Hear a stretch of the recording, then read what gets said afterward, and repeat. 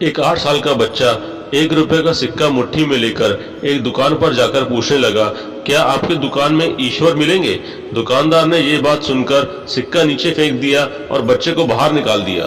बच्चा पास की दुकान में जाकर 1 रुपए का सिक्का लेकर चुपचाप खड़ा रहा। ए लड़के, 1 रुपए में तुम क्या चाहते हो? मुझे ईश्वर चाहिए, आपकी दुकान में है? दूसरे दुकानदार ने भी बच्चे को भगा दिया, लेकिन उस अबोध बालक ने हार नहीं मानी। एक दुकान से दूसरी दुकान, दूसरी से तीसरी, ऐसा करते करते कुल 40 दुकानों के चक्कर काटने के बाद एक बूढ़े दुकानदार के पास पहुंचा। उस बूढ़े दुकानदार ने पूछा, तुम ईश्वर क्यों खरीदना चाहते हो? क्या करोगे ईश्वर लेकर?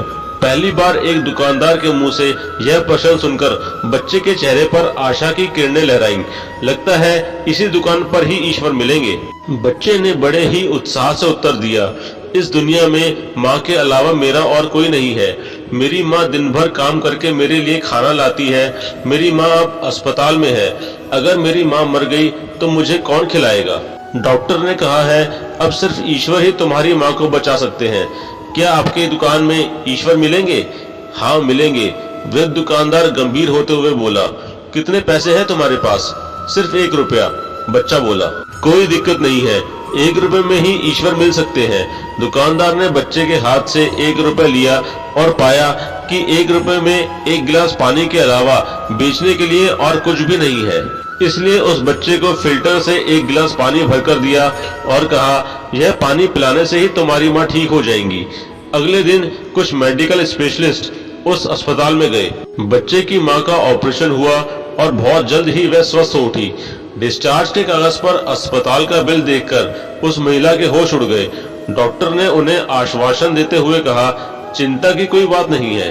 एक वृद्ध सज्जन ने आपके सारे बिल चुका दिए हैं, साथ में एक चिट्ठी भी दी है। महिला चिट्ठी खोलकर पढ़ने लगी। उसमें लिखा था, मुझे धन्यवाद देने की कोई आवश्यकता नहीं है। आपको तो स्वयं ईश्वर ने ही बचाया है। मैं तो सिर्फ एक जरिया हूँ। यदि आप धन्यवाद देना ही चाहती हैं तो अपने अबोध बच्चे को दीजिए, जो सिर्फ 1 रुपया लेकर नासमझों की तरह ईश्वर को ढूंढने निकल पड़ा। उसके मन में यह दृढ़ विश्वास था कि एकमात्र ईश्वर ही आपको बचा सकते हैं। विश्वास इसी को कहते हैं। ईश्वर को ढूंढने के लिए करोड़ों रुपए दान करने की जरूरत नहीं होती। यदि मन में अटूट विश्वास हो तो ईश्वर 1 रुपए में भी मिल सकते हैं। तो दोस्तों, कैसी लगी आपको मेरी ये छोटी सी कहानी?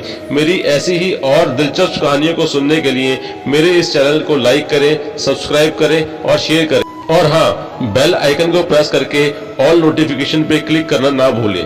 धन्यवाद।